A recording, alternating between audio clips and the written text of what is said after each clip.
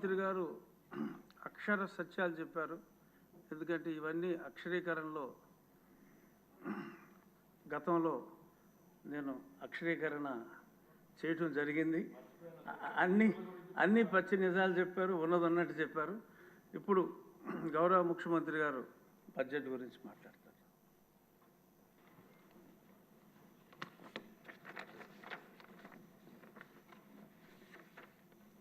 అధ్యక్ష, ఇప్పుడే ఆర్థిక శాఖ మంత్రి గారు చాలా వివరంగా చాలా విషయాలు చెప్పారు. కానీ నేను కూడా ఈ సభ ద్వారా గత ప్రభుత్వం చేసినటువంటి విధ్వంసం, నేటి రాష్ట్ర పరిస్థితులు, ప్రభుత్వ నిర్ణయాలు ఏ విధంగా ముందుకు పోతున్నాం, short term, medium term, long term దృష్టిలో పెట్టుకొని ఈ రాష్ట్రాన్ని ఏ విధంగా మళ్ళీ అందరం కలిసి అభివృద్ధి చేయాలనే విషయాలన్నీ కూడా ప్రజలకు వివరించాలనే ఉద్దేశంతోనే నేను ఈరోజు రిప్లై ఇస్తున్నాను. అయితే ప్రజాస్వామ్యంలో అంతిమ నేతలు ఎప్పుడు కూడా ప్రజలే, వారి కోసం పనిచేయడం మనందరి బాధ్యత. మొన్నటి ఎన్నికల్లో ప్రజలందరూ ఒక మహా ఉద్యమంలా, పెను విప్లవంలా 45 సంవత్సరాలుగా నేను అనేక ఎన్నికల్లో పోటీ చేశాను. కానీ మునుపెప్పుడూ చూడని చైతన్యంతో ఓట్లేసి మమ్మల్ని గెలిపించారు. అయితే ఇక్కడ చాలామంది శాసనసభ్యులు ఉన్నారు, 3 పార్టీల నాయకులు కూడా ఉన్నాం. ఆ రోజు మా ఆలోచన ఒకటే, ప్రజలు గెలిస్తే ఈ రాష్ట్రం నిలదొక్కుంటుంది, ప్రజలు గెలవాలంటే ఎన్డీఏని గెలిపించాలని మేము పిలిపించాం. మళ్ళీ మేమందరం కలిసి రాష్ట్ర పునర్నిర్మాణం చేసి మళ్ళీ రాష్ట్రాన్ని అభివృద్ధి చేస్తాను ఒక హామీ ఇస్తే బ్రహ్మాండమైన స్ఫూర్తితో ముందుకు వచ్చారు. ఇక్కడ జనసేన అధినేత పవన్ కళ్యాణ్ గారు ముందుగానే చెప్పారు, ప్రభుత్వ వ్యతిరేక ఓటు చేయడానికి వీలు లేదని చాలా స్పష్టంగా చెప్పి, తెలుగుదేశం అదే మరి మేము కలిసి పోటీ చేస్తామని చెప్పారు. తర్వాత బీజేపీ కూడా మేమందరం కలిసి పోటీ చేస్తేనే ఈ రాష్ట్రాన్ని నిలబెట్టగలుగుతామని ఆలోచించి 3 పార్టీల కూటమి ఏర్పడింది. ఇటు పవన్ కళ్యాణ్ గారు, నేను, అటు ఢిల్లీలో నరేంద్ర మోడీ గారిని చూసిన తర్వాత ప్రజల్లో ఒక విశ్వాసం కలిగింది. అందుకే మీరు చూస్తే 93% స్ట్రైకింగ్ రేట్తో 57% ఓట్ల షేర్తో కూటమి ప్రభుత్వం గెలిచిందంటే ఇది ఒక చరిత్ర అధ్యక్ష. నా జీవితంలో ఎప్పుడూ ఇలాంటి వ్యక్తిని చూడలేదు. ఒక పెను విప్లవంగా వచ్చి ఇవన్నీ చేయడం జరిగింది. అయితే ఇక్కడుండే సభ్యులందరూ కూడా గుర్తుపెట్టుకోవాల్సిన అవసరం ఉంది. ప్రజల మన పైన పెట్టుకున్న నమ్మకానికి ఇది ఒక తార్కాణం. వారి నమ్మకాన్ని 100% మనందరం కలిసి నిలబెట్టవలసిన బాధ్యత ఉంది. నేను ప్రమాణ స్వీకారం చేసిన రోజుటి నుంచి ప్రతిరోజు, ప్రతి గంట దీన్ని గుర్తుపెట్టుకొని మళ్ళీ ఏమేమి చేసి గాడి తప్పిన వ్యవస్థల్ని ఘాట్లో పెట్టాలని ఆలోచిస్తున్నాం. అధ్యక్ష, ఇది నాకు మొదటిసారి కాదు, 4వసారి ముఖ్యమంత్రి అయ్యాను. 1995లో నేను ఫస్ట్ టైం ముఖ్యమంత్రి అయ్యాను. అంత మునుపు నేను ఆర్థిక శాఖ మంత్రిగా కూడా పనిచేశాను 1 సంవత్సరం. అదే ఆ కొటేషన్ ఇప్పుడు ఫైనాన్స్ మినిస్టర్ గారు ఇప్పుడు కోట్ చేశారు. అంటే 94లో నేను ఆర్థిక శాఖ మంత్రిగా నేను ఇచ్చినటువంటి కొటేషన్ని 2024 అంటే 30 సంవత్సరాల తర్వాత దాని రిలవెన్స్ ఫైనాన్స్ మినిస్టర్ గారు వివరించారు. ఆ రోజు కూడా దేశ ఆర్థిక ఇబ్బందులు వచ్చాయి. ఆనాటి కాంగ్రెస్ ప్రభుత్వ హయాంలో కొన్ని సమస్యలు వచ్చి వ్యవస్థ దివాళా తీసే పరిస్థితికి వచ్చింది. అయితే ఆ రోజు కూడా ఒక సవాలుగా తీసుకున్నాం. పాలనని కొత్త పుంతలు తొక్కించాం, సంస్కరణ తీసుకొచ్చాం, మొహమాటం లేకుండా కఠిన నిర్ణయాలు తీసుకున్నాం, పాలసీలతో కష్టంతో దారికి తెచ్చాం.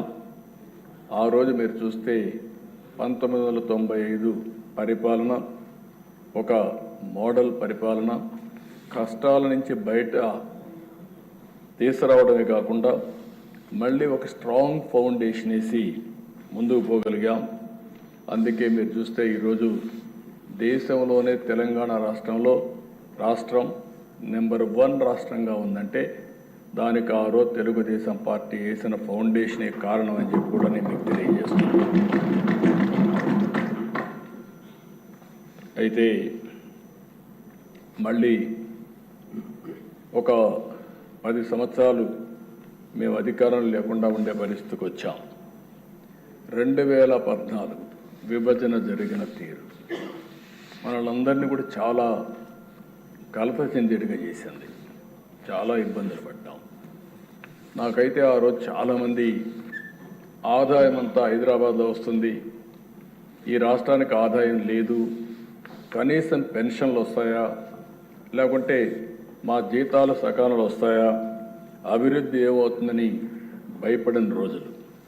అయితే ఆ దిశ 2014లో మళ్ళీ ఆ రోజు ఎన్డీఏ బీజేపీ తెలుగుదేశం కలిసి పోటీ చేశాం. పవన్ కళ్యాణ్ గారు బయట నుంచి ఆ రోజు సపోర్ట్ చేశారు. అక్కడి నుంచి మళ్ళీ ప్రజల సహకారం తీసుకున్నాం, అనుభవాన్ని అంతా కూడా ఉపయోగించాం, సమర్థవంతమైన నాయకత్వాన్ని ఇచ్చాం. 22.5 మిలియన్ యూనిట్ల కరెంటు కొరతుంటే 3 నెలల్లో కరెంటు కొరత లేకుండా చేసి మళ్ళీ మిగులు కరెంటు సాధించిన పార్టీ తెలుగుదేశం పార్టీ అని తెలియజేస్తున్నారు. 5 సంవత్సరాలు వినూత్నమైన మార్గాలతో ముందుకు పోయి కరెంటు ఛార్జీలు పెంచకుండా సోలార్ కానీ విండ్ కానీ ఇలాంటి వినూత్నమైన మార్గాలతో కరెంటు ఛార్జీలు తగ్గించడానికి ప్రయత్నం చేశాం. ఆ రోజు నేను ఒక మాట చెప్పాను, భవిష్యత్తులో కరెంటు ఛార్జీలన్నీ సోలార్ వల్ల ఎంతో ప్రయోజనాలు వస్తాయి, ₹1.50 నుంచి ₹2 లోపలనే యూనిట్ వస్తుందని చెప్పాం. అదే చూస్తే అప్పట్లోనే కొన్ని దగ్గర ₹1.99 వచ్చే పరిస్థితికి వచ్చింది. తర్వాత ఇప్పుడు స్టెబిలైజ్ అవుతూ ఉంది. అలాంటి వినూత్నమైన కార్యక్రమాలతో ముందుకు పోయాం. ఇంకో పక్కన దిశ రాజధాని లేని పరిస్థితి. మనం అందరం గుర్తుపెట్టుకుంటే ఆ రోజు హైదరాబాద్లో ల్యాండ్ ఉంది కాబట్టి దాన్ని అవకాశంగా తీసుకుని కరెంటు లేకపోతే కరెంటు తీసాం, నీళ్లు లేకపోతే నీళ్లు తీసుకొచ్చాం, నూతనమైన ఆర్థిక వ్యవస్థకు దోహదం చేశాం. అక్కడి నుంచి మీరు చూసి తిరుగులేని శక్తిగా తయారు చేసుకున్నాం. ఇక్కడికి వస్తే ల్యాండ్ లేకపోతే ఆ రోజు నేను ఆలోచించి ఇక్కడే నారాయణ గారిని ఆ పని మీదనే పెట్టి ఆ రోజు 33,000 ఎకరాలు 29,000 మంది రైతులు ఒక్క లిటిగేషన్ లేకుండా స్వచ్ఛందంగా ముందుకొచ్చి ల్యాండ్ పూలింగ్లో ₹1 ఖర్చు పెట్టకుండా ఇచ్చారంటే అది నమ్మకం, విశ్వాసం, ఒక నమ్మకంతో ఇచ్చారు. ఆ 33,000 ఎకరాల భూమి గవర్నమెంట్ భూమిని కలుపుకుంటే దగ్గర 55,000 ఎకరాల భూమి వచ్చే పరిస్థితికి వచ్చింది. దాంతో మీరు చూసి ఇలాంటి వినూత్నమైన కార్యక్రమాలు మనం పోలవరం 72% పూర్తి చేశాం. అదే తెలుగుదేశం పార్టీగా ఉండుంటే పోలవరం ఈ పాటికి 2020-21కే పూర్తి అయి ఉండేది, దాని ఫలితాలు వచ్చేటివి. అంటే ఆ దిశ ఇలాంటి పరిస్థితిలో 5 సంవత్సరాలు ఆ రోజు తీసుకున్న నిర్ణయాల వల్ల 13.5% 13.5% గ్రోత్ రేట్ సాధించి దేశంలో అగ్రస్థానంలో నిలబెట్టిన గవర్నమెంటు తెలుగుదేశం పార్టీ గవర్నమెంట్ అని చెప్పి కూడా నేను మీకు తెలియజేస్తున్నా. పథకాలు, పెట్టుబడులు, పాలసీలు, బెస్ట్ ప్రాక్టీసెస్ ఇవన్నీ కూడా దేశం దృష్టిని ఆకర్షించాం. అంతేకాకుండా అనేక విధాలుగా మళ్ళీ రాష్ట్రాన్ని గట్టెక్కించడమే కాకుండా ఒక నమ్మకాన్ని క్రియేట్ చేశాం. ఆ సమయంలో 2019 ఒక్క ఛాన్స్ అనే మాట చెప్పి, ఒక విధంగా చెప్పాలంటే మనం అన్నీ చేశామని మనం అనుకున్నాం. ప్రజలు కూడా ఇంకా ఏదో చేస్తాడు, ఒక ఛాన్స్ అంటున్నాడని చెప్పి అనుకున్నారు. ఓటేస్తే ఏం జరిగిందో ఒక్కసారి మనం చూస్తే అధ్యక్ష, ఇప్పుడు నేను రివీల్ చేస్తున్నా. ప్రజలు అర్థం చేసుకున్నారు కాబట్టి 93% స్ట్రైక్ రేట్ ఇచ్చారంటే అది ఒక చరిత్ర. వాళ్ళు అర్థం చేసుకున్నారు. కానీ ఇక్కడికి వచ్చి మేము రివ్యూ చేస్తూ ఉంటే నాకు 4 నెలలు 5 నెలలు పట్టింది.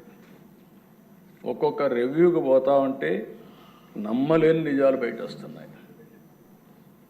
మనం అనుకున్న దానికంటే ఎక్కువ విధ్వంసం జరిగింది. నేను ఆ రోజు చెప్పాను, విధ్వంసం జరిగింది అని చెప్పాను. అంటే లోపల ఏం జరిగిందో నాకు తెలియదు. పేపర్లో వచ్చేటి చదివాం.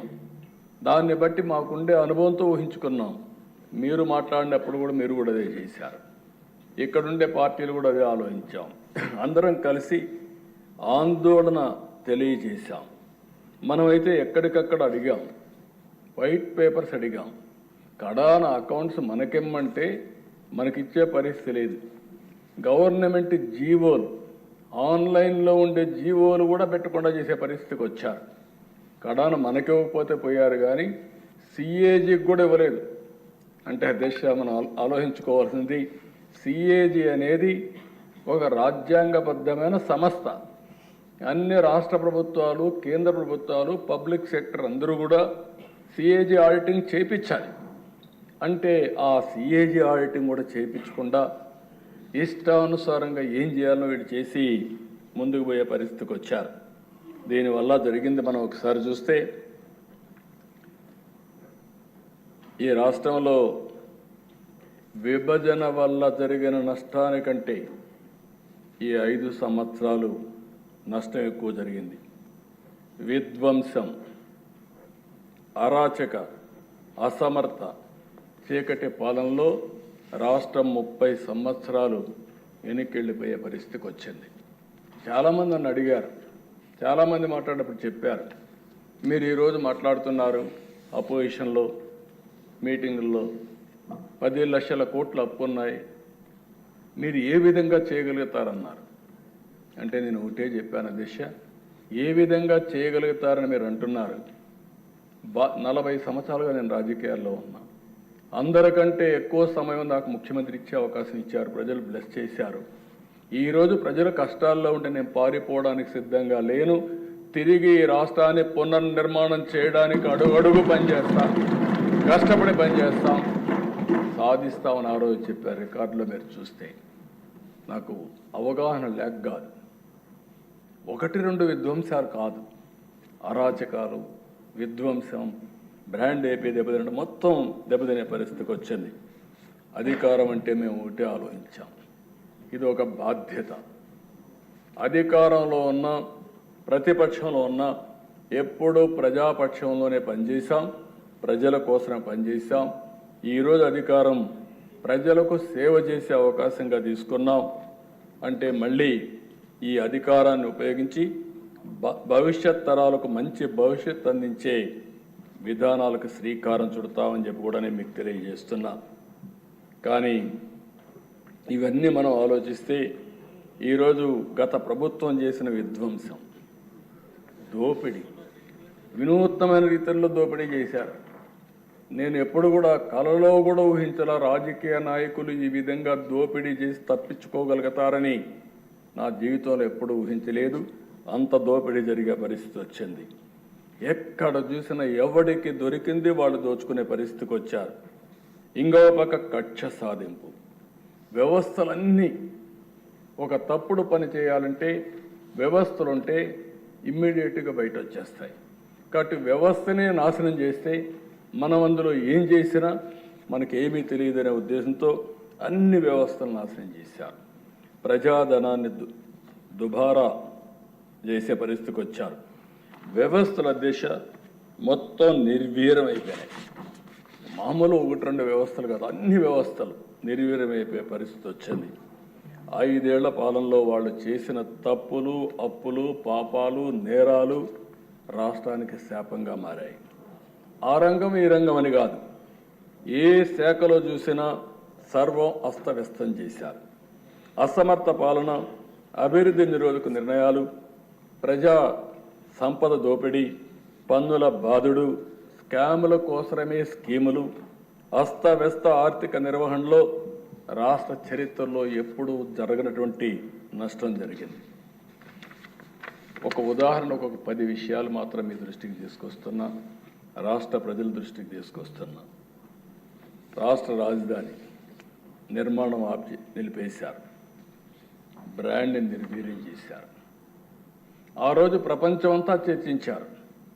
అమరావతి ఒక కొత్త నగరం వస్తూ ఉంది, ఈ దేశానికి కొత్త నగరాలు అవసరం, అలాంటి నగరాల కోసం అమరావతి వచ్చినప్పుడు ఇది ప్రపంచంలోనే ఒక మేటైన నగరంగా తయారవుతుందని చెప్పి అందరూ ఆశించే పరిస్థితికి వచ్చారు.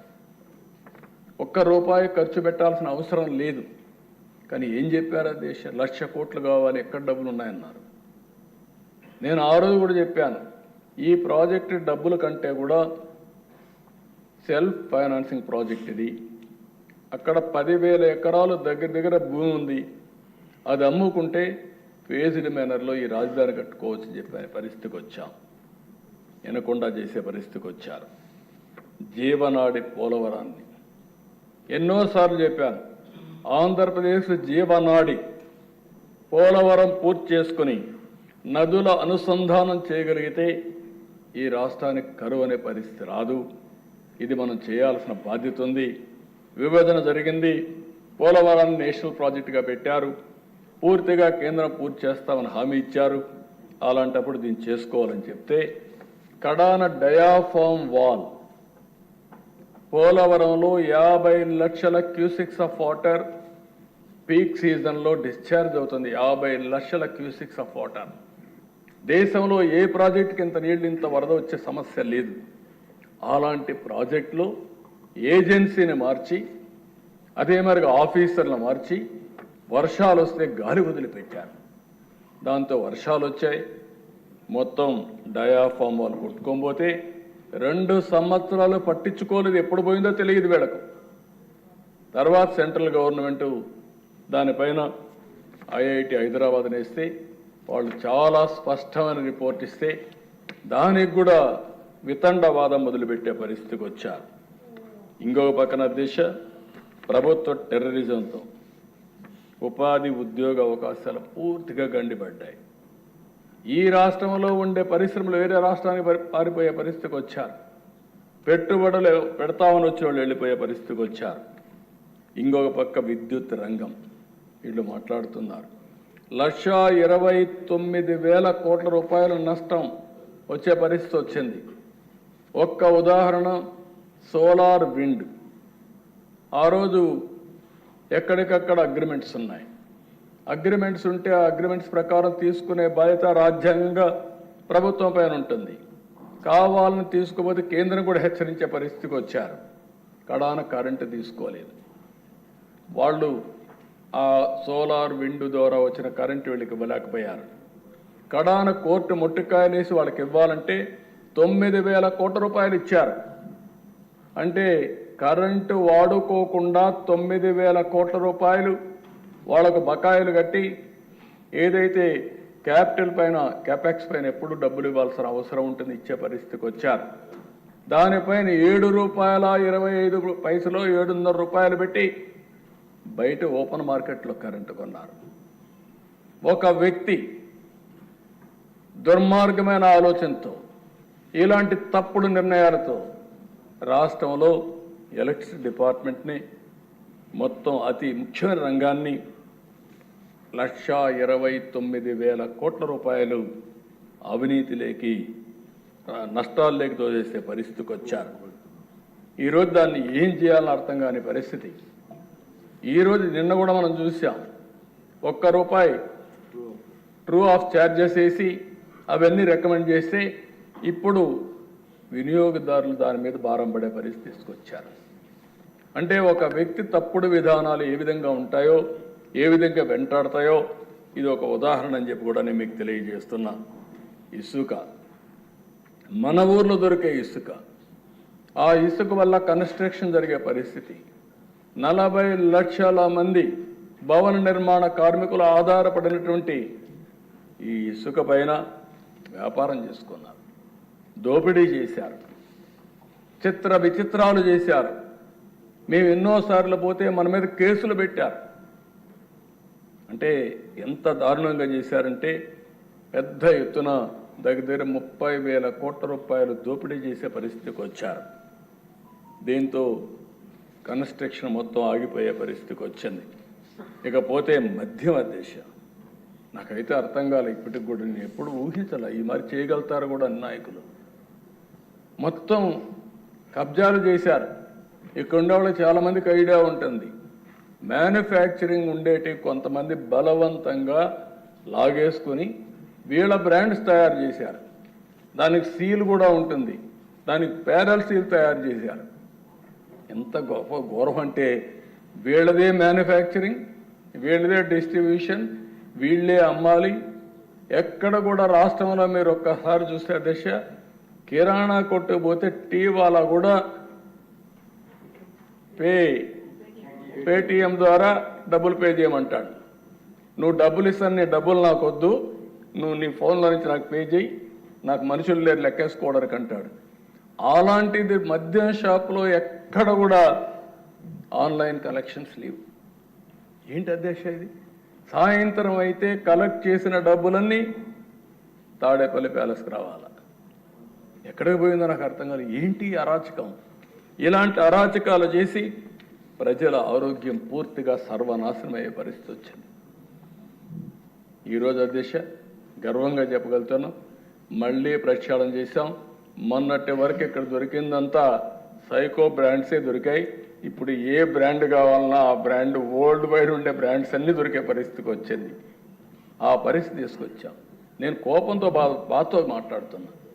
నా నోట్లో నుంచి ఎప్పుడు కూడా పౌరుషంగా రాదు, కానీ బాధ, ఆవేదన ఇవన్నీ చూస్తూ ఉంటే మనసు కూడా చాలా బాధ కలిగే పరిస్థితి వస్తుంది అధ్యక్ష. ఇంకొక పక్కన అధ్యక్ష పన్నుల బాధలు, లెఫ్ట్ అండ్ రైట్ చెత్త మీద పన్ను వేశారు. 1-2 కాదు, ఎక్కడ దొరికితే అక్కడ పన్నులేసి జీవన ప్రమాణాలు పూర్తిగా దెబ్బతీశారు. హింసా రాజకీయాలు, కక్ష రాజకీయాలు, లా అండ్ ఆర్డర్కి ఈ మార్గడు చేయొచ్చనా అని తెలిసే పరిస్థితి తీసుకొచ్చేటప్పుడు మీరే ప్రత్యక్ష ఉదాహరణ. నేను కూడా బాధితుడిని, ఇక్కడుండేవాడు చాలామంది బాధితులే, అందరిపైన కేసులు ఉన్నాయి, ఒక్కరిపైన కాదు. ప్రజాస్వామ్యమే సిగ్గుపడే విధంగా పోలీసు వ్యవస్థను ఉపయోగించారు. మామూలుగా వీళ్ళు ఆ ధీమాతో నిన్న కూడా అన్నారు, పవన్ కళ్యాణ్ గారు అన్నారు, చాలామంది కూడా మీరు కూడా చెప్పారు. ఈరోజు అందరూ కూడా సోషల్ మీడియాలో ఇది కొత్త ఒరవడి తీసుకొచ్చారు. ఆ ఒరవడిని మీరు చూస్తే ఒక వ్యక్తిని దెబ్బతీస్తే, ఒక దెబ్బ కొడితే ఆ దెబ్బ అయినాక మళ్ళీ రికవర్ అవుతారు. కానీ ముందు ఆస్తులు నాశనం చేయాలి. వాళ్ళకేమైనా తోటలు ఉంటే ఆ తోటలు నరికేస్తారు. వాళ్ళ ఆస్తులుంటే ఆ ఆస్తులు లాక్కుంటారు బలవంతంగా సంతకాలు పెట్టి. వాళ్ళ భూములుంటే కబ్జా చేస్తారు, 22A కింద మార్చేస్తారు. మళ్ళీ వీళ్ళకి వచ్చేస్తే 22A చేసి మళ్ళీ ఇది చేస్తారు. 1-2 అరాచకాలు కాదు, ఇవి ఊహించడానికే మన ఊహకు అందనటువంటి అరాచకాలు చేసే పరిస్థితికి వచ్చారు. ఇంకొక పక్క దేశ కడాని చూస్తే మామూలు జనాలు, కడాను నాకు ఇప్పటికి కూడా జ్ఞాపకం ఉంది. ఆ సుధాకర్ ఒక డాక్టర్, కరోనా సమయంలో ఆయన అడిగింది ఏమడిగాడు? మాస్క్ ఇవ్వండి, మేము క్షేమంగా ఉంటాం, ధైర్యంగా ఆపరేషన్ చేస్తాం, ధైర్యంగా కరోనా పేషెంట్లకు ట్రీట్మెంట్ ఇస్తామంటే నీకు అడిగే హక్కు ఇచ్చాడని అహంభావంతో అతన్ని వేధించి వేధించి పిచ్చివాణ్ణి చేశారు. కడాన పిచ్చివాణ్ణి చేసి నడి రోడ్లో పడేసి కడాన గుండెపోటుతోనో లేకుంటే ఏదో చనిపోయే పరిస్థితి. ఒక మనిషిని దుర్మార్గంగా ప్రభుత్వం ఆ మార్గం ఏదించిందంటే ఒక ఎస్సీ బాధేస్తుంది, ఆవేదన వేస్తుంది. కాపాడాలని ప్రయత్నం చేశాం, కాపాడలేకపోయాం. ఇలాంటి సంఘటనలు కొల్లలు జరిగాయి. ఇంకో పక్కన దిశ capital expenditure, minimum common sense. సంపద సృష్టిస్తే ఆదాయం పెరుగుతుంది, ఆదాయం పెరిగితే మళ్ళా సంక్షేమ కార్యక్రమాలు ఇస్తాం. ఎక్కడ దానికి తిలోదకాలు ఇచ్చి కడాన క్యాపిటల్ ఎక్స్పెండిచర్ మొత్తం తగ్గించే పరిస్థితికి వచ్చారు. దానివల్ల రాష్ట్రంలో మీరు చూస్తే అన్ని రోడ్లు గుంతలు పడిపోయింది. ప్రతి సంవత్సరం వర్షాకాలం వస్తే ఎండాకాలం వస్తే ట్రోలింగ్స్ మొదలు పెట్టేవాళ్ళు. కానీ ఎప్పుడు కూడా ఒక్క రూపాయి ఖర్చు పెట్టకుండా 5 సంవత్సరాలు అదే మరి గడిపే పరిస్థితికి వచ్చారంటే చాలా బాధాకరం అధ్యక్ష. కడాన అధ్యక్ష 9,74,000 కోట్ల రూపాయలకు అప్పులన్నీ కూడా ఇప్పుడు తేలాయి. ఇంకా ఎక్కడెక్కడున్నాయో మాకు తెలియదు. ఒక్కొక్కసారి ఎవడన్నా ఒక వ్యక్తి ఐపీ పెడితే అప్పుడు అందరూ వచ్చి చెప్తాడు నాకు కూడా ఇవ్వాలి, నాకు కూడా ఇవ్వాలని. ఆ పరిస్థితిలో వచ్చింది రాష్ట్ర పరిస్థితి. ఇప్పుడు ఎవరు ఎప్పుడు వస్తాడో ఎప్పుడు అడుగుతాడో తెలియదు పరిస్థితి. అంటే మొత్తం ఆర్థిక ఉగ్రవాదం సృష్టించారు, చిక్కుముళ్ళేశారు. నాకే అర్థం కావడం లేదు. అంటే మామూలుగా అధ్యక్ష ఒకటి చూస్తే నేను చిన్నప్పుడు మా ఊర్లో చూశాను, అడవి నుంచి కొన్ని అడవి పందులు వస్తాయి, తిన్నంతా తింటాయి, మొత్తం వేరుశనగంతా పంట నాశనం చేసి వెళ్ళిపోతుంది. అది తినేది 10% అయితే 90% పంట నాశనం చేసి అని మళ్ళా వెళుతుంది. అదే మరి రాష్ట్రంలో జరిగింది. నేను దీంట్లో అది చూసినప్పుడతో నాకు అనిపించేది, అప్పుడు అనేవాడు ఈ అడవి పందులు వస్తాయి జాగ్రత్తగా ఉండండి. అక్కడ టెన్నే అడవి పందులు ఇక్కడ ఎక్కువ. ఆ అడవి పందుల కంటే అవకాశాలు కూడా పోయాయి. అక్కడ మళ్ళా పంట వేసుకునే అవకాశం ఉండేది, ఇప్పుడు పంట వేసుకోవడానికి కూడా అవకాశం లేని పరిస్థితి. బ్రాండ్ పోయింది, మళ్ళీ మన దగ్గర డబ్బులు లేవు, పెట్టుబడులు పెట్టాలంటే సమస్య. మామూలుగా కాదు అధ్యక్ష, ఇలాంటి జరిగే పరిస్థితికి వచ్చింది. ప్రజలు నమ్మి ఓటేస్తే, విశ్వసించి ఓటేస్తే ఇంత దుర్మార్గంగా ప్రవర్తించగలుగుతారంటే కూడా చాలా బాధేస్తుంది. సంపద సృష్టించేదానికి ఉపయోగపడే ఒక్క పని కూడా చేయలేదు. అన్ని రంగాల్లో తిరోగమనంలోకి వెళ్ళిపోయినాయి. సంపద సృష్టించి ఆటోమేటిక్గా వచ్చే ప్రాజెక్టులు కూడా నాశనం చేసే పరిస్థితికి వచ్చారు. పెట్టుబడులు పెడతామని వస్తే తరివేశారు. పెట్టుబడులు పెట్టాలంటే నమ్మకాలు పోయినాయి. కడాన అధ్యక్ష మీరు ఒకసారి ఆలోచిస్తే కొంతమంది అన్నారు, ఈసారి ఎన్డీఏ మీరందరూ గెలవకపోతే మాకేదో 1 ఎకరా 2 ఎకరాల భూములు ఉన్నాయి, ఇది కూడా అమ్మేసుకొని మేము వెళ్ళిపోతాం అనే పరిస్థితికి వచ్చారు. అంటే ఎంత ఫ్రస్ట్రేషన్లో ఉన్నారో ఇది ఒక ఉదాహరణ. నేను ఒకటే చెప్పాను, మీరు వెళ్తారయ్యా కానీ ఈ రాష్ట్రం ఏమవుతుందని అడిగితే కాదు అని చెప్పి అందుకే మీరు చూస్తే అధ్యక్ష ప్రపంచంలో ఉండే తెలుగు వారంతా ఈ రాష్ట్రంలో పుట్టి ఎక్కడున్నా సరే మాకెవరికి చెప్పలేం. 4 నెలలు 5 నెలలుండి లక్షల రూపాయలు ఖర్చు పెట్టి ఎన్డీఏ గెలిచిన తర్వాత తిరిగి వెళ్ళారంటే అది వాళ్ళల్లో ఉండే పట్టుదల, ఆ రోజు వాళ్ళు చూసినటువంటి నగ్న సత్యాలని చెప్పి కూడా నేను మీకు తెలియజేస్తున్నా. అధ్యక్ష 431 కోట్లతో రిషికొండ ప్యాలెస్ నిన్నే విజయకుమార్ రావు గారు చెప్పారు, విష్ణుకుమార్ రావు గారు చెప్పారు 430 కోట్ల రూపాయలు. నాకే కళ్ళు తిరుగుతున్న ఆ బిల్డింగ్ చూస్తే ఒక నాయకుడి మారి చేయగలుగుతామా? ప్రభుత్వ ధనంతో ఎన్ని చేయగలుగుతామా? ప్యాలెస్లు కట్టగలుగుతామా? ఒకప్పుడు చూసామా అధ్యక్ష తాజ్మహల్ కట్టాడని, సరే అది ఒక ఇది. కానీ అధ్యక్ష ఆ పక్కన ఏమాత్రం కూడా సిగ్గు ఎగ్గు లేకుండా ఫ్యామిలీ మెంబర్స్ అందరూ కూడా ప్యాలెస్లు కట్టారు, ఫ్యామిలీ మెంబర్స్కి ఆఫీసులు కట్టారు. అది ఏంటో ఇది విచిత్రమైన ఆలోచన. అదే మరి అక్కడ చూస్తే 7 బ్లాక్స్ కట్టారు. మొత్తం పర్యావరణాన్ని పూర్తిగా విధ్వంసం చేశారు. ఒక పక్క ఎన్జిటి, ఇంకొక పక్క హైకోర్టు, ఇంకొక పక్క సుప్రీంకోర్టు, అడుగడుగున మొట్టికాయలు వేస్తున్న రాష్ట్ర ప్రభుత్వం అడ్డంగా తప్పుడు సమాచారం ఇచ్చి కోర్టులు కూడా మభ్యపెట్టి, లేకుంటే కోర్టులు కూడా ఏమీ చేయలేని పరిస్థితి తీసుకొచ్చారు. కడాన మనం చూస్తే ఆ ప్యాలెస్ కట్టుకున్నారు కానీ ఆ ప్యాలెస్ దగ్గర కూడా పోయే పరిస్థితి లేకుండా చేసుకునే పరిస్థితికి వచ్చారు. 700 కోట్ల రూపాయలతో సర్వే రాళ్లపైన బొమ్మలు, దానికి మాకు మళ్ళా ఒక 30 కోట్లు పడింది అవన్నీ తీయాలంటే. అదే మార్గదర్శ ఎక్కడ చూసినా వీళ్ళ ఇష్ట ప్రకారం రంగులేశారు. కోర్టు ఆదేశాలతో మళ్ళా వందల వేల కోట్ల రూపాయలు ఖర్చు పెట్టి ఆ రంగులని తీయడానికి ఖర్చు అయ్యే పరిస్థితి వచ్చింది. 400 కోట్ల రూపాయలతో ప్రకటనలు వాళ్ళ పేపర్కే ఇచ్చుకునే పరిస్థితికి వచ్చారు. కడాన వాలంటీర్స్ కూడా సాక్షి పేపర్ ఇవ్వాలని చెప్పి సాక్షి పేపర్ ఇప్పించే పరిస్థితికి వచ్చారు. ఇంత అధికార దుర్వినియోగం చేయాలని అన్నీ చేశారు. కడాన ఒక 500 కోట్ల రూపాయలు ఖర్చు పెట్టుంటే ఈ గుంతలన్నీ పూడ్చే పరిస్థితి వచ్చేది. దానికి మనసు రాల, దీనికి మాత్రం డబ్బులన్నీ తగిలేసే పరిస్థితికి వచ్చారు. కడాన దిశ సోషల్ మీడియా సైకోలు తయారు చేశారు. డబ్బులు డిజిటల్ కార్పొరేషన్లో పే చేస్తారు, ఆర్మీని తయారు చేస్తారు. ఆ ఆర్మీని తయారు చేస్తే కడాన్ నా మీద నీ మీద అందరి మీద పెట్టారు, కానీ కడాన కన్న తల్లి పైన కూడా పోస్టర్స్ పెట్టే పరిస్థితికి వచ్చారు. అధ్యక్ష పోస్ట్ చేసే పరిస్థితికి వచ్చారు. ఆయన శీలాన్ని కూడా శంకించే విధంగా ఏమనాలి, మనుషుల జంతువులని అడుగుతున్నా.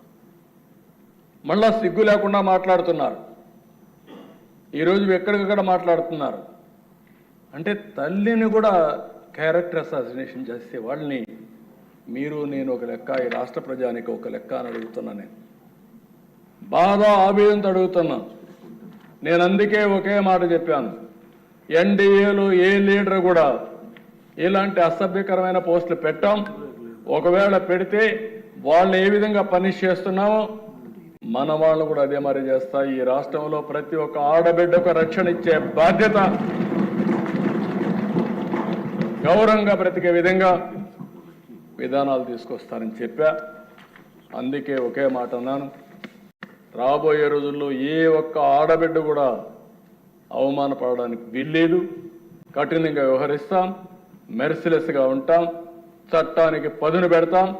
పదును పెట్టడమే కాదు, అలాంటి వాళ్ళు ఈ రాష్ట్రానికే ఒక విధంగా చెప్పాలంటే ఈ రాష్ట్రంలో ఉండడానికి కూడా అర్హత లేదు.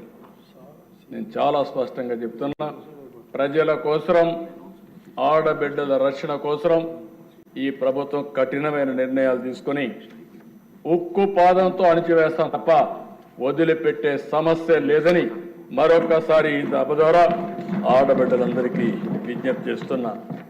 ఇది ఒక ఆర్గనైజ్డ్ క్రైమ్. మామూలుగా ఎవరో ఒకరు ఇద్దరు పెట్టుకుంటే దాన్ని మనం కంట్రోల్ చేయొచ్చు, కానీ ఇది ఒక ఆర్గనైజ్డ్ క్రైమ్ చేసే పరిస్థితికి వచ్చారు. అయితే అధ్యక్ష, ఈరోజు రాజకీయాల్లో అవినీతి చూస్తుంటాం,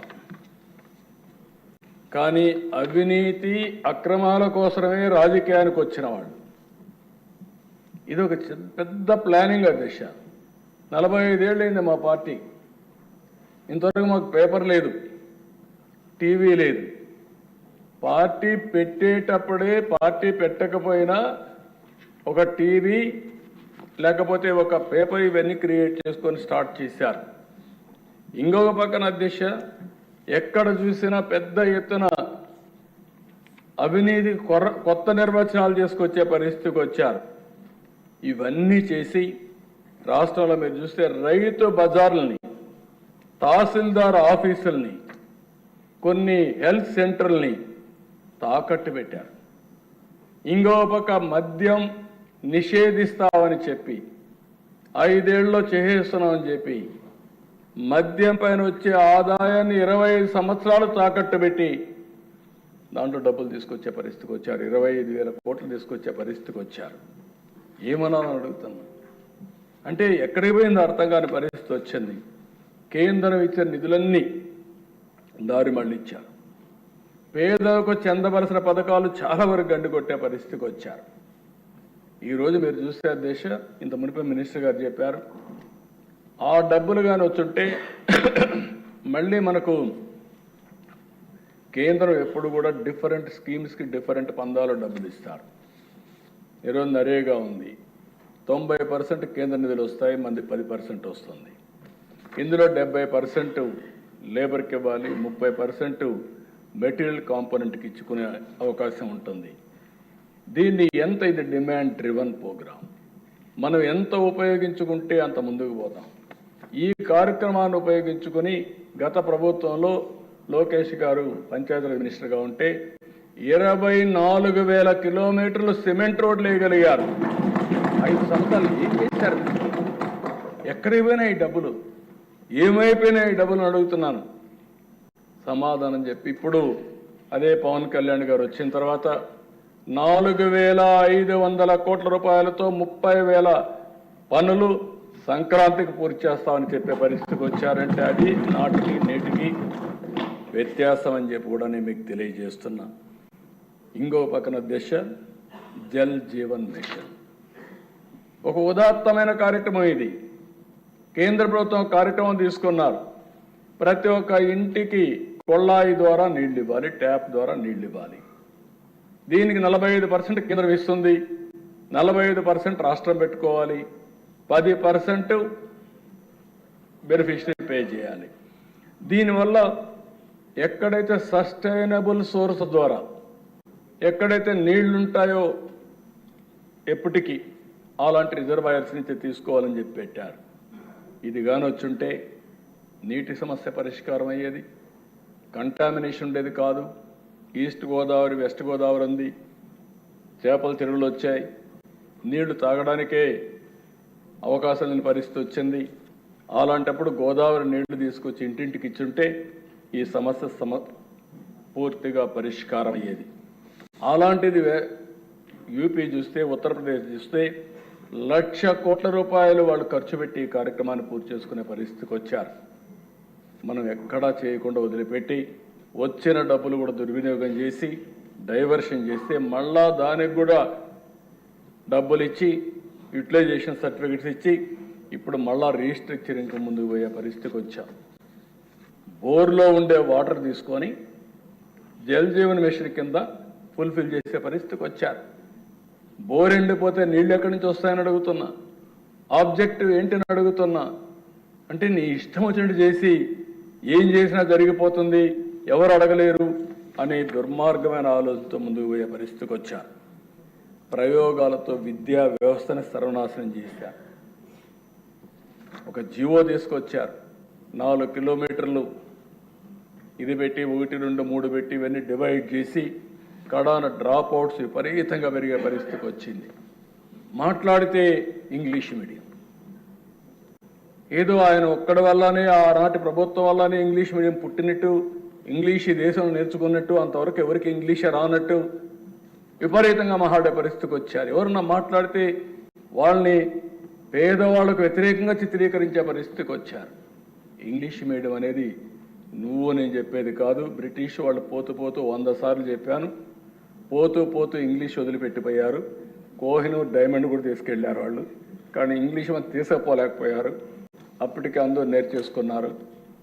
అయితే ఇంగ్లీషు మనకు మ్యాథమెటిక్స్లో స్ట్రాంగ్ కాబట్టి ఈరోజు ఐటీ ద్వారా ప్రపంచాన్ని శాసించగలుగుతున్నామంటే అది భారతీయుల శక్తి, తెలుగు వాడి శక్తి అని చెప్పి కూడా నేను తెలియజేస్తున్నా. చిన్న చూపుతో వైద్య శాఖని, నిర్లక్ష్యంతో ఇరిగేషన్ని, వ్యవసాయ రంగాల్ని, ఒక రంగం ఇంకొక రంగం అని కాదు అన్ని రంగాల్ని సర్వనాశనం చేశారు. కడాన మీరు చూస్తే అధ్యక్ష మాట్లాడితే ఎక్కడ అప్పు ఉంది 10 కోట్లు, మేమేదో తప్పు చెప్పామని మాట్లాడుతున్నారు. మంత్రి గారు చాలా స్పష్టంగా చెప్పారు. నేను ఇప్పుడే చెప్తున్నా, మీరు చూస్తే అధ్యక్ష గవర్నమెంట్ డెట్ 4,38,728 కోట్లు, పబ్లిక్ అకౌంట్ లయబిలిటీస్ అంటే ఉద్యోగస్తుల డబ్బులు కూడా మొత్తం వీళ్ళు తీసుకొని వాడేసే పరిస్థితికి వచ్చారు, 80,914 కోట్లు. కార్పొరేషన్స్ డెట్ 2,48,677 కోట్లు. సివిల్ సప్లైస్లో అప్పు 36,000 కోట్లు. డ్యూ టు పవర్ సెక్టర్లో వాళ్ళకి ఇవ్వాల్సింది 34,267 కోట్లు. Outstanding dues to vendor స్కీమ్స్కి ఇప్పుడు బకాయిల దిశ మొత్తం కాంట్రాక్టర్ అందరికీ 1,13,244 కోట్లు. అదే మరి ఉద్యోగస్తులకు ఇవ్వాల్సింది ఇమీడియట్గా 21,980 కోట్లు. Non contribution of sinking fund కింద 1,191. ఇవన్నీ కలిపితే 9,74,556 కోట్లు ఇప్పుడుక తేలిన అప్పుడు ఇంకా తవ్వితే ఎంత వస్తుందో నాకు తెలియదు. నేను ముందే చెప్పా, ఓసారి దివాలా తీసామంటే అందరూ వస్తారు, మాది కూడా ఉందని. కానీ అది చెప్పడం లేదు కాబట్టి గుమ్మడంగా ఏం చేయాలో చేసే పరిస్థితికి వచ్చా. ఇది కాదని ఎవరన్నా అంటే రండి, లెక్కలు చూపిస్తా. ఆ లెక్కలు చూసిన తర్వాత గుంజీలు పెట్టిస్తా. ఆశ అనుకోవద్దండి, ప్రజా జీవితాన్ని దుర్వినియోగం చేయొద్దండి. పిల్ల చేస్తూ వద్దు. లెక్కలు లెక్కలే. ఈ లెక్కల్ని ఎవ్వరూ ఏమీ చేయలేరు. గవర్నమెంట్ దగ్గర మీరు అకౌంట్ దాచిపెట్టారు. ఈరోజు మేము ఏది కూడా దాపరికం లేదు. అందుకే అన్ని జీవోల్ని ఆన్లైన్లో పెట్టి, అది కూడా కేబినెట్ నిర్ణయం చేసి అన్ని జీవోల్ని మేమిచ్చిన జీవోలే కాకుండా గడచిన ప్రభుత్వంలో దాచిపెట్టిన చీకటి జీవోలను కూడా ఈరోజు మేము అప్డేట్ చేసే పరిస్థితికి వచ్చాం. అవి కూడా ఆన్లైన్లో పెట్టాం. అధ్యక్ష, దీనివల్ల ఏం జరిగిందని మీరు చూస్తే ఒక 12 ఇండికేటర్స్ చెప్తున్న ఎకనామిక్ ఇండికేటర్స్. 14-19లో 6 పైసలు ఎలక్ట్రిసిటీ డ్యూటీ వేసాం. అది కూడా ఎలక్ట్రిసిటీ బోర్డే తీసుకున్నారు. ఇప్పుడు వీళ్ళు వచ్చిన తర్వాత రూపాయి వేసి గవర్నమెంట్ తీసుకున్నారు. రెండోది వాటర్ టారిఫ్. అధ్యక్ష, ఆ రోజు 1 కిలో లీటర్కి 40 రూపాయలు ఉంటే 120 రూపాయలు చేశారు. శాండ్ అధ్యక్ష ఫ్రీగా ఇస్తే 475 రూపాయలకు అమ్ముకున్నారు. ఆర్టీసీ బస్ ఛార్జెస్ 6 నుంచి 8 పైసలు 2.6 నుంచి 2.7 వరకు పెంచారు. ఫిస్కల్ డెఫిషిట్ 35,440 కోట్ల నుంచి 59,995 కోట్లు పెంచారు. డెట్ టు జిఎస్టిపి రేషియో మనం తీసుకునే అప్పులన్నీ మనం చూస్తే జిఎస్టిపి రేషియో కంపేర్ చేస్తే అప్పుడు 44 ఉంటే ఇప్పుడు 53% పెరిగింది. ఇన్ఫ్లేషన్, దీనివల్ల ఇబ్బంది అయ్యేది, పేదవాళ్ళు బాధపడతారు. 4.5% ఉంటే 19-24 మధ్యలో 6.2% నమోదైంది.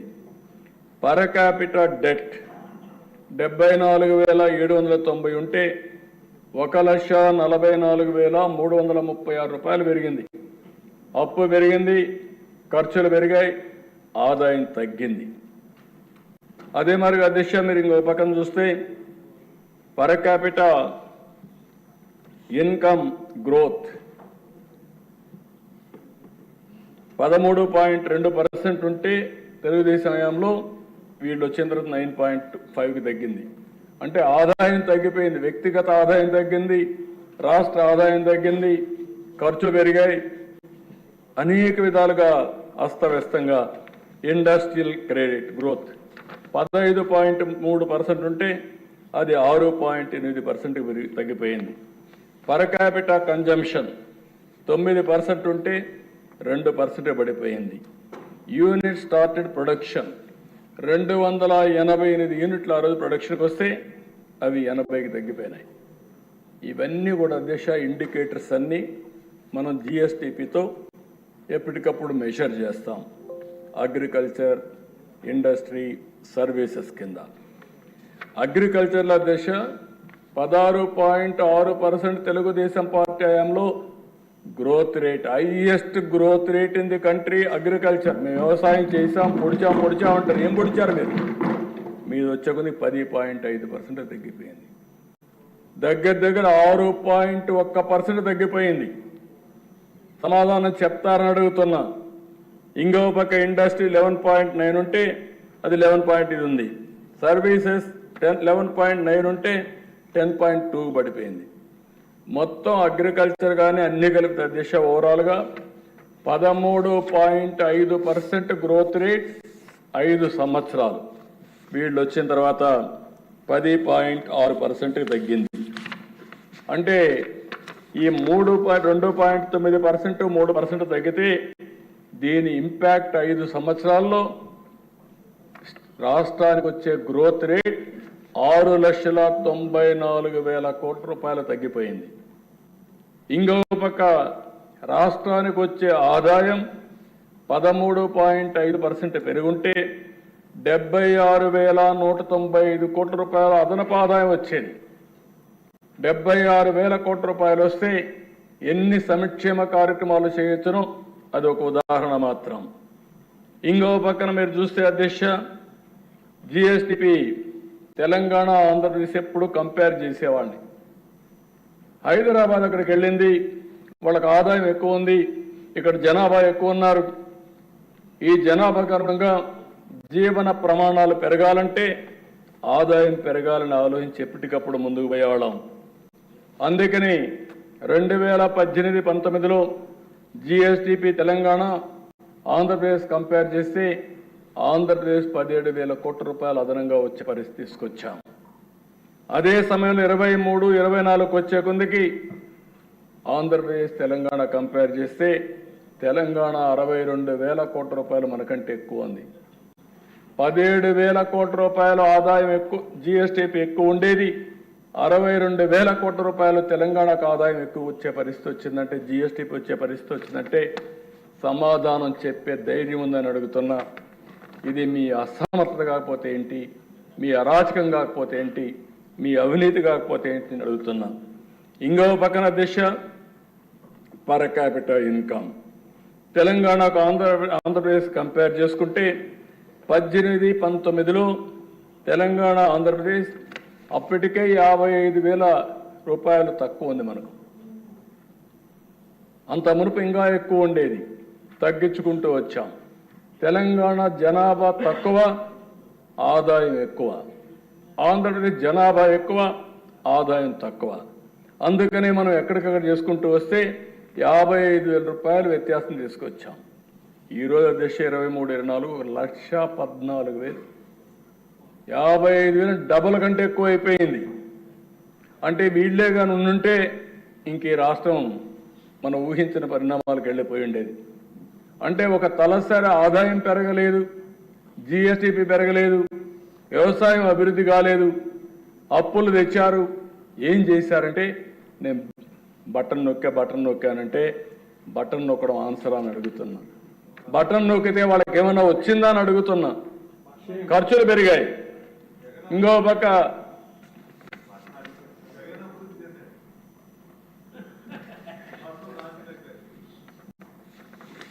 ఇవన్నీ అధ్యక్ష ఏమైనాయి? ప్రైవేట్ ఇన్వెస్ట్మెంట్లు ఎక్కడా రాలేదు రాష్ట్రంలో. మొత్తం ఇండస్ట్రీస్ అంతా రాష్ట్రం నుంచి బయట వెళ్ళిపోయే పరిస్థితికి వచ్చారు. ఇక్కడ ఉండేవాళ్ళు కూడా పేట్రియాటిక్ ఫీలింగ్తో అమర్ రాజా బ్యాటరీస్ తిరుపతిలో పెట్టారు. ఇది నా జిల్లా, నేను పెట్టాలి, ఇక్కడ ఉద్యోగాలు ఇవ్వాలని. అలాంటి వ్యక్తి ఇక్కడి నుంచి పోయి వేరే రాష్ట్రాలను చూసుకునే పరిస్థితికి వచ్చారంటే అది మీ దుర్మార్గం కాకపోతే ఏంటని అడుగుతున్నా. ఇంకో పక్కన దిశ అమరావతి, పోలవరం, ఎనర్జీ సెక్టర్ అన్ని విధ్వంసం అయిపోయినాయి. ఇంకో పక్కన మీరు చూస్తే ఇన్వెస్టర్స్లో కాన్ఫిడెన్స్ పోయింది. ఆంధ్రప్రదేశ్ అంటే అపనమ్మకం వచ్చింది. ఇక్కడికి వస్తే మనకు భవిష్యత్తు ఉండదని ఆలోచనకు వచ్చే పరిస్థితికి వచ్చారు. ఇన్ఫ్రాస్ట్రక్చర్ ఒక్క ప్రాజెక్ట్ రాలేదు 5 సంవత్సరాలు. ఉండే రోడ్లని గోతులు దువ్వే పరిస్థితికి వచ్చారు. లిటిగేషన్ అధ్యక్ష ఇప్పుడే మాట్లాడుతూ మంత్రి గారు చెప్పారు, 25,000 కేసులు వేశారు. 1-2 కాదు, 25,000 కేసులు హైకోర్టులో వేస్తే chief secretary, finance secretary, concern secretary అక్కడ పోయి చేతులు కడుక్కొని నిలబడుకుంటే జైలు పంపించారు. ఎక్కడి నుంచి మనోధైర్యం ఎవరికి వస్తుంది? అంటే వాళ్ళు చేయని తప్పుకి వాళ్ళని జైలుకు పంపించే పరిస్థితి వస్తే, కంటెంప్ట్ కింద జైలుకు పంపిస్తే ఎలాంటి మనోభావాలు ఉంటాయో, ఏం జరుగుతుందో ఇది ఒక ఉదాహరణ అని చెప్పి కూడా నేను మీకు తెలియజేస్తున్నా. అందుకే అధ్యక్ష రాష్ట్రం ఒక విషియస్ సైకిల్లో పడిపోయింది, డెట్ ట్రాప్లోకి వచ్చి పడింది. ఆ విషయం మనం గుర్తుపెట్టుకోవాల్సిన అవసరం ఉంది. అంటే క్యాపిటల్ ఎక్స్పెండిచర్ పెట్టలేదు, ఆస్తులు సృష్టించలేదు, సంపద లేదు, ఆదాయం పెరగలేదు. దానివల్ల ఏమైంది? No productive investments. ఎవరు కూడా ప్రొడక్టివ్ ఇన్వెస్ట్మెంట్ పెట్టే పరిస్థితి వీళ్ళు పెట్టలేదు, ఎవరు పెట్టే పరిస్థితిలో లేరు. దీనివల్ల ఆదాయం తగ్గిపోయింది, హయ్యర్ ట్యాక్సెస్ వేసే పరిస్థితికి వచ్చారు. ఇంతేకాకుండా వీళ్ళు బటన్ నొక్కాలి కాబట్టి ఎక్కువ అప్పులు తేవడం, ఆస్తులు తాకట్టు పెట్టడం. కడాన ఆస్తులు తాకట్టు పెడితే ప్రభుత్వం యొక్క ఇమేజ్ పూర్తిగా నాశనం అయిపోవడం, మళ్ళీ దాన్ని డెట్ సర్వీసింగ్ చేయడానికి అప్పులు కట్టాలి, వడ్డీ కట్టాలి, మళ్ళా జీతాలు ఇవ్వాలి. ఈ విధంగా ఒక విషయ సర్కిల్లోకి వచ్చి పడిపోయాం. ఏం చేయాలన్న దిక్కుదలిన పరిస్థితి. ఆ పరిస్థితి నుంచి ఇప్పుడిప్పుడే ఈరోజు మీరు చూస్తున్నారు 7 వైట్ పేపర్స్ని పబ్లిసైజ్ చేశాం. అదే మరి దాన్ని ఏ విధంగా చేయాలో మళ్ళీ స్వర్ణ ఆంధ్రప్రదేశ్ విజన్ తయారు చేశాం. ఇలాంటి దారుణమైన పరిస్థితిలో మేమందరం కూడా అధికారాన్ని చేపట్టి ప్రజలకు విజ్ఞప్తి చేస్తున్నా. యాస్పిరేషన్స్ ఎక్కువ ఉన్నాయి అధ్యక్ష, అందరిలో ఉన్నాయి, ప్రజల్లో ఉన్నాయి, ఉద్యోగస్తుల్లో ఉన్నాయి, పార్టీ కార్యకర్తలకు ఉన్నాయి. అందరూ కూడా మేము పనిచేసాం. నేను కాదని అందరూ పనిచేశారు. మేమందరం ఓట్లు వేసాం, అందరూ ఓట్లు వేశారు. మీ యాస్పిరేషన్స్ చాలా ఉన్నాయి. ఆ యాస్పిరేషన్స్ నెరవేర్చాలంటే ఎక్స్ట్రా ఎఫర్ట్ పెడితే తప్ప సాధ్యం కాదు. కానీ ఈరోజు మీరు చూస్తే ఈ అధికారం అనేది రాత్రింబగుళ్ళు కష్టపడితే కూడా ప్రజల యాస్పిరేషన్ నిలబెట్టుకునే పరిస్థితి లేకుండా ముందుకు పోతున్నాం. ఒక్కొక్క ఇటుక పేర్చుతూ ముందుకు వచ్చాం. ఇచ్చిన హామీల్ని ఒక్కొక్కటి నెరవేర్చుకుంటూ వస్తున్నాం. గాడి తప్పిన పరిపాలన ఘాట్లో పెడుతున్నాం. ఒక మాటలో చెప్పాలంటే మేము అధికారంలోకి వచ్చే లోపల రాష్ట్రం వెంటిలేటర్ పైన ఉంది. ఆ రోజు మన ప్రజానీకం చేసినటువంటి మంచి పని 21 మందిని గెలిపించారు. బీజేపీ, తెలుగుదేశం, జనసేన ముగ్గురిని కలిపి 21 మందిని గెలిపించారు. మన గెలుపు ఢిల్లీలో కూడా మన పలుకుబడిని పెంచే పరిస్థితికి వచ్చింది. కేంద్రం రాష్ట్రం కలిసి ఆ రోజు హామీలు ఇచ్చాం. అటు నరేంద్ర మోడీ గారు, నేను, పవన్ కళ్యాణ్ గారు కొన్ని హామీలు ఇచ్చాం.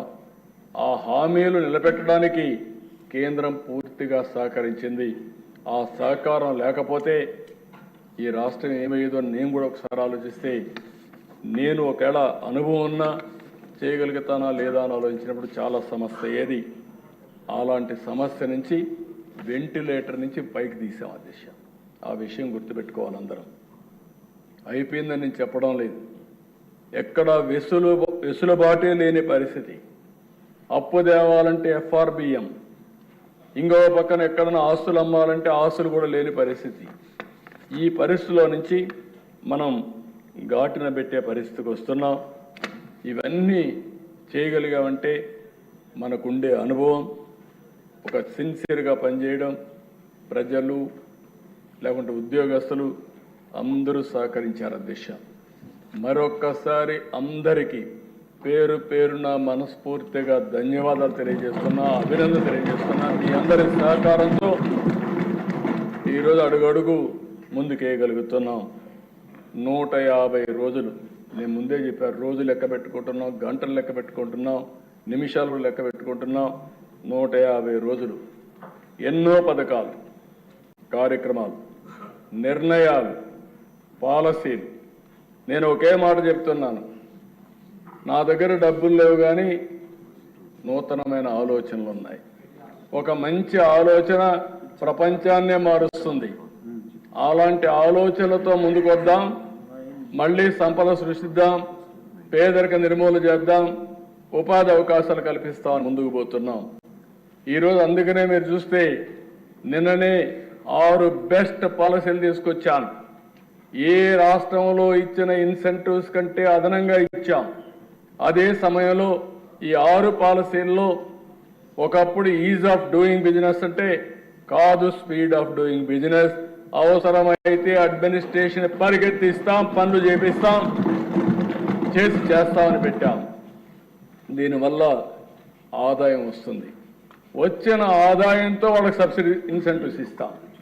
దీనివల్ల మనకు వాళ్ళకు ఉద్యోగాలు వస్తాయి, కొంత ఆదాయం మనకు కూడా వస్తుంది. ఆ ఆదాయంతో సంక్షేమ కార్యక్రమాలు చేసే పరిస్థితి వస్తుందని చెప్పి కూడా నేను మీకు తెలియజేస్తున్నా. 5 సంతకాలు పెట్టాను. ఫస్ట్ డే ఒక రెవల్యూషన్ నిర్ణయాలు చేశాం. పేదల సేవలో అధ్యక్ష 64,50,000 మంది దగ్గర 1వ తారీఖునే పింఛన్లు ఇస్తున్నాం. అదే సమయంలో 1వ తారీఖునే జీతాలు ఇస్తున్నాం. ఇప్పుడు 4 నెలల నుంచి ఎక్కడ కూడా మొదటి తారీఖున జీతాలు ఇవ్వలేదని కానీ పెన్షన్ ఇవ్వలేదని కానీ ఎక్కడ ఒక ఫిర్యాదు లేకుండా చేస్తున్నాం. 4,000, 6,000, 10,000, 15,000 4 స్లాబుల కింద హ్యూమన్ యాంగిల్లో సంవత్సరానికి 33,000 కోట్ల రూపాయలు పింఛన్లు ఇచ్చే ఏకైక రాష్ట్రం భారతదేశంలో ఆంధ్రప్రదేశ్ రాష్ట్రం. ధనిక రాష్ట్రాలు ఉన్నాయి, ఇంత ఇవ్వడం లేదు. మనలో సగం కూడా ఇవ్వడం లేదు. 64 లక్షల కుటుంబాలను ఆదుకునే పరిస్థితికి వచ్చాం. అదే తెలుగు ఎన్డీఏ మానవతా దృక్పథంతో పనిచేస్తున్నాం అని చెప్పి కూడా నేను మీకు తెలియజేస్తున్నా. అన్నా క్యాంటీన్లు కూడా నాశనం చేశాను. అంటే పేదవాడికి మధ్యాహ్నం భోజనం తింటే ఉదయం ఇంటికాడ ఇబ్బందుల్లో ఉండి బయట వచ్చేస్తే కడాన అన్నా క్యాంటీన్ పోతే 5 రూపాయలు బ్రేక్ఫాస్ట్ వస్తే ఇలాంటివి కూడా నాశనం చేసే పరిస్థితి వస్తే ఈరోజు 200కు పైన పెట్టారు. ప్రతి ఒక్క నియోజకవర్గానికి కనీసం ఒక అన్నా క్యాంటీన్ పెట్టే బాధ్యత ఈ ప్రభుత్వం తీసుకుంటాం. పేదవాళ్ళకు అన్నం పెట్టే కార్యక్రమానికి ఎక్కడ కూడా అంతరాయం ఉండదని చెప్పి కూడా నేను మీకు తెలియజేస్తున్నా. ఇంకో పక్కన అధ్యక్ష, కొత్త మద్యం పాలసీ ఇక్కడ కూడా చాలా స్పష్టంగా చెప్తున్నా. ఇసుక పాలసీ తీసుకొచ్చాం.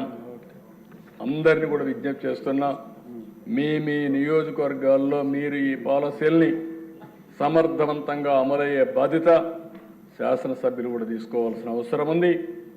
వైఎస్ఆర్ కాంగ్రెస్ పార్టీ అయితే దీన్ని కూడా సెపటైజ్ చేయాలని చూస్తారు, ఎన్ని విధాల అడ్డంకులు క్రియేట్ చేయాలని చూస్తారు. కానీ ఇక్కడ మాత్రం నో టాలరెన్స్. ఆ విషయంలో చాలా స్పష్టంగా ఈ ప్రభుత్వం ఉన్నాం. ఇలాంటి విషయాల్లో మాత్రం మనం అందరం కూడా ప్రజల మనోభావాల ప్రకారం పనిచేయాల్సిన అవసరం ఉంది. ఇంకో పక్కన అధ్యక్ష, law and order, zero tolerance. దాంట్లో నేనేమాత్రం రాజీ లేదు. ఎవరైనా సరే ఈ రాష్ట్రంలో లా అండ్ ఆర్డర్ సమస్యలు క్రియేట్ చేయాలంటే రాజకీయ ముసుగులో నేరస్తులు వచ్చి నేరాలు ఘోరాలు చేయాలంటే ముందు రాజకీయ ముసుగు తీస్తాం, నేరస్తులను నేరస్తులుగానే ట్రీట్ చేస్తాం తప్ప వాళ్ళ పెద్ద మనుషులుగా కాదని చెప్పి కూడా నేను మీకు తెలియజేస్తున్నా. ప్రజలకు సెక్యూరిటీ ఇవ్వాల్సిన బాధ్యత మాది. లా అండ్ ఆర్డర్ మెయింటైన్ చేస్తాం, ఆడబిడ్డల శీలాన్ని కాపాడుతాం, ఆస్తుల్ని కాపాడుతాం, భద్రతకు భరోసా ఇస్తాం. అక్కడ ఏమాత్రం రాజీ లేదని మరొకసారి తెలియజేస్తున్నా.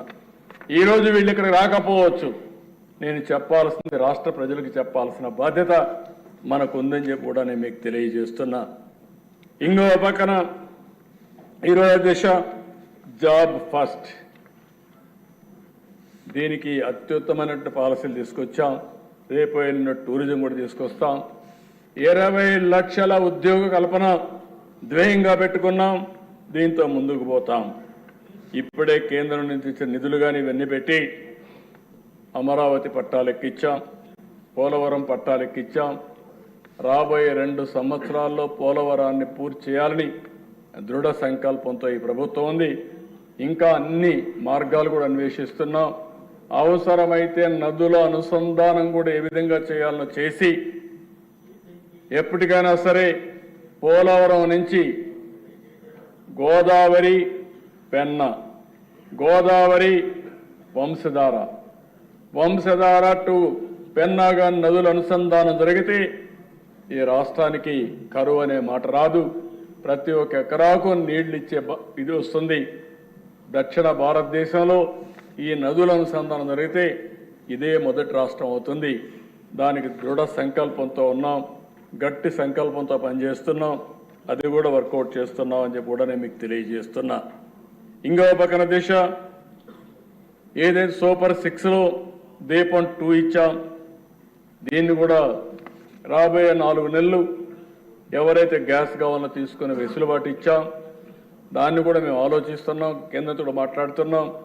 ఒకవేళ వాళ్ళు డబ్బులు కూడా కట్టే పరిస్థితి లేకుండా ఇప్పుడైతే 48 అవర్స్లో వాళ్ళ అకౌంట్కి డబ్బులు పోతుంది. అట్లా కాకుండా వీలైనంత వరకు నేరుగానే ఇచ్చే ఏర్పాటు చేసుకుంటే మనమే ఆ డబ్బులు వాళ్ళకి ఇచ్చే అవకాశం వస్తుంది. దాన్ని కూడా వర్కౌట్ చేస్తున్నాం అని చెప్పి కూడా నేను మీకు తెలియజేస్తున్నా. గ్రామాల్లో పనులు, రోడ్ల మరమ్మతులు పెద్ద ఎత్తున చేపట్టాం. 150 రోజుల్లో లక్షల కోట్ల రూపాయలకు పెట్టుబడులకు మళ్ళీ శ్రీకారం చుడుతున్నాం. నేనేదో ఈరోజు అన్ని చేసామని చెప్పడం లేదు, ప్రజలకు కూడా విజ్ఞప్తి చేస్తున్నా. కొద్దిగా నమ్మకాన్ని కల్పిస్తున్నాం. నమ్మకంతో ఒక్కొక్కరే వస్తున్నారు, కానీ ప్రజల్లో కూడా ఒక అనుమానం ఉంది. రాబోయే రోజుల్లో మళ్ళా ఇలాంటి దుర్మార్గమైన పరిపాలన వస్తే మేము ఏమవుతామంటే అలాంటి అవకాశం ఇంకా రాదు. మా రాష్ట్ర ప్రజలకు విజ్ఞత ఉంది. వాళ్ళ భవిష్యత్తు కోసం మేము అన్నీ చేస్తున్నాం. కాబట్టి ధైర్యంగా వచ్చి పెట్టుబడులు పెట్టండి. ఆ పెట్టుబడులకు భరోసా మాదని చాలా స్పష్టంగా హామీ ఇస్తున్నాం.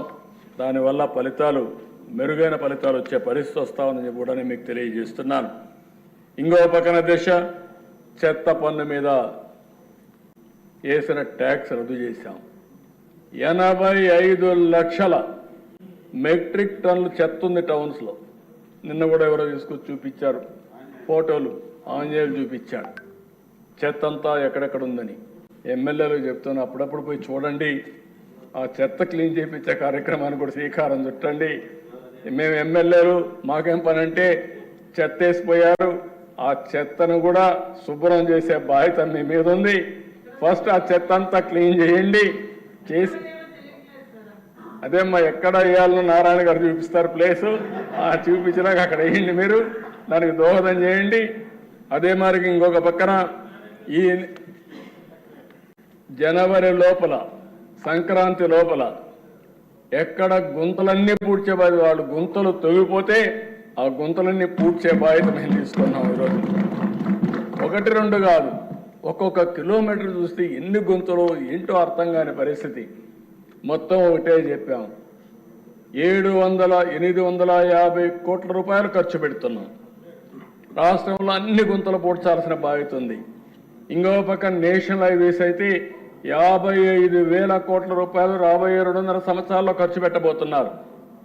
72,000 కోట్ల రూపాయలు రైల్వేస్లో రాబోయే 3-4-5 సంవత్సరాల్లో ఖర్చు పెట్టేదానికి శ్రీకారం చుట్టాం.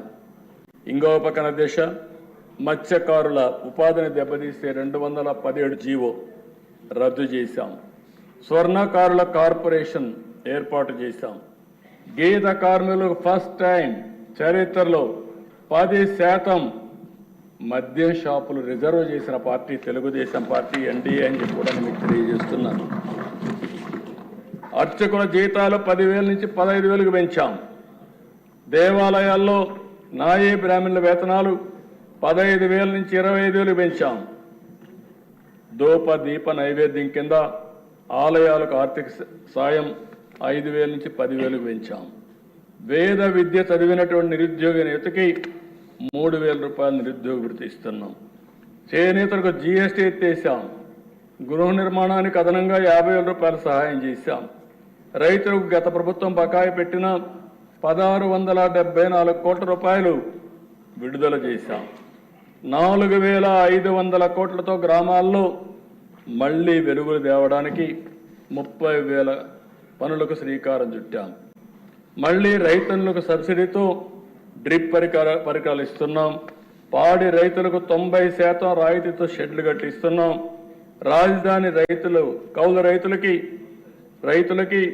400 కోట్ల రూపాయల బకాయిలు చెల్లిస్తున్నాం. పోలీస్ శాఖని 100 కోట్ల రూపాయలు అదనంగా డబ్బులు ఇచ్చి వాళ్ళందరినీ కూడా స్ట్రీమ్లైన్ చేస్తున్నాం.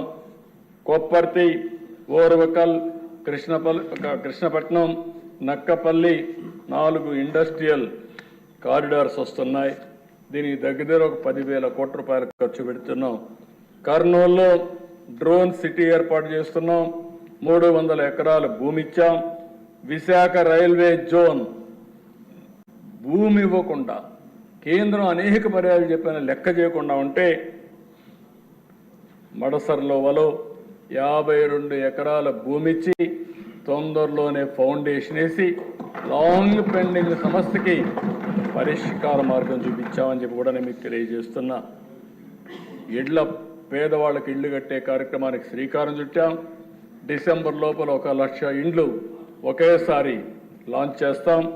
అదే మరి గ్రామాల్లో 3 సెంట్లు, పట్టణాల్లో 2 సెంట్లు ఇచ్చి రాబోయే 5 సంవత్సరాల్లో ఇంటి జాగా లేదనకుండా ప్రతి ఒక్కరికి ఇల్లు కట్టించే బాధ్యత ఎన్డీఏ ప్రభుత్వం తీసుకుంటాం.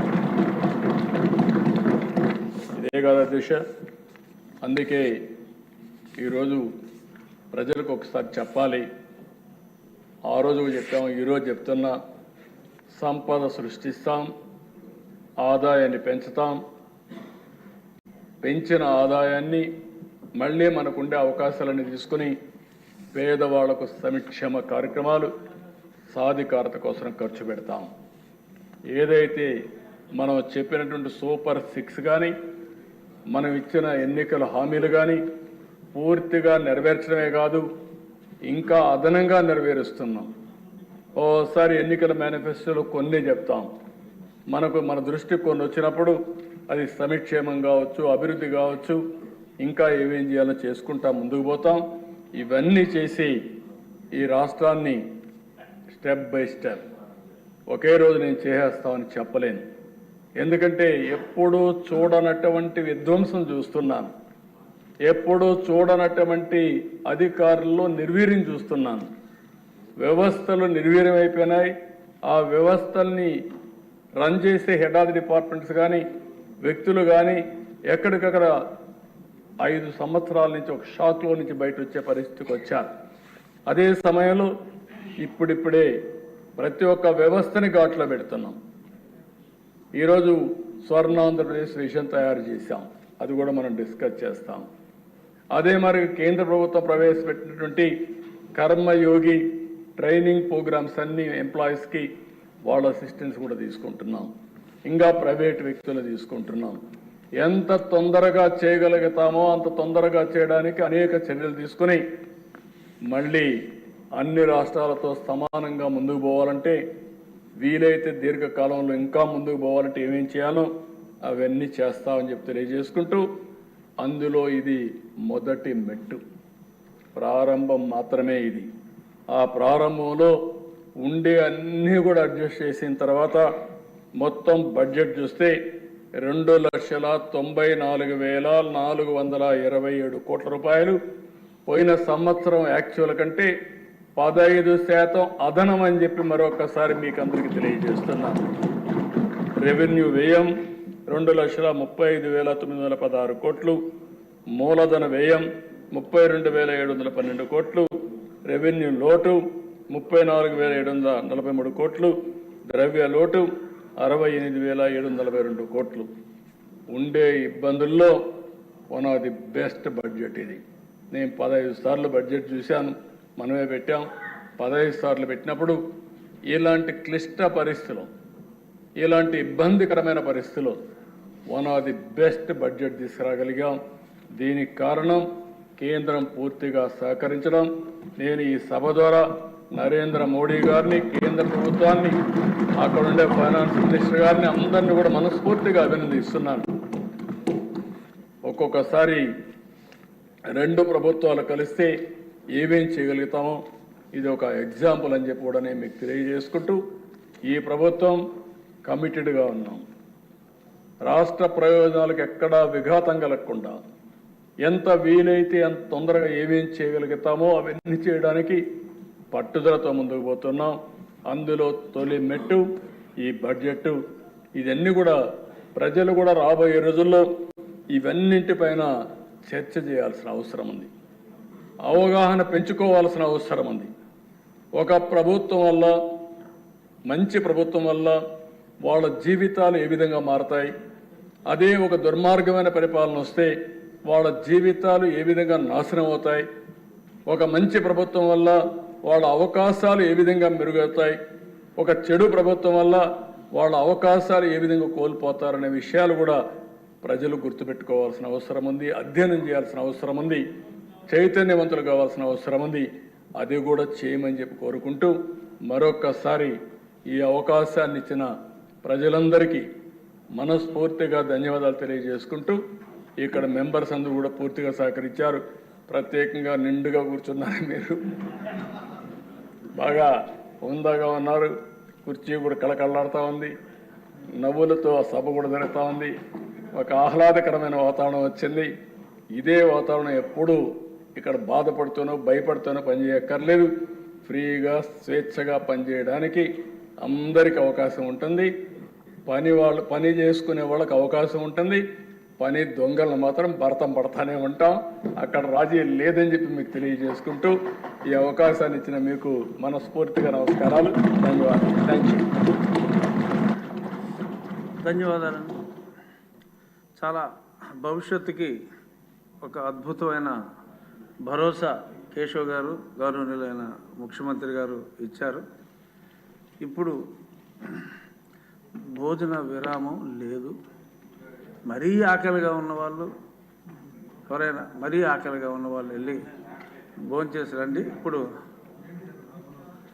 బిల్లులు ఉన్నాయి.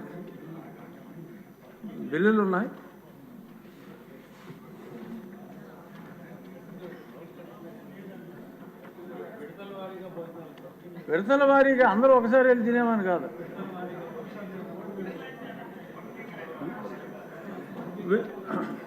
విద్యుత్ శాఖ మంత్రి గారు ఆంధ్రప్రదేశ్ విద్యుత్ సుంకం 2వ సవరణ బిల్లు 2024ను పరిగణలోకి తీసుకునేందుకు అనుమతి కోరతారు. ఆంధ్రప్రదేశ్ 2024 సార్. ఈ బిల్లు గత ప్రభుత్వం తీసుకొచ్చిన చట్టంలో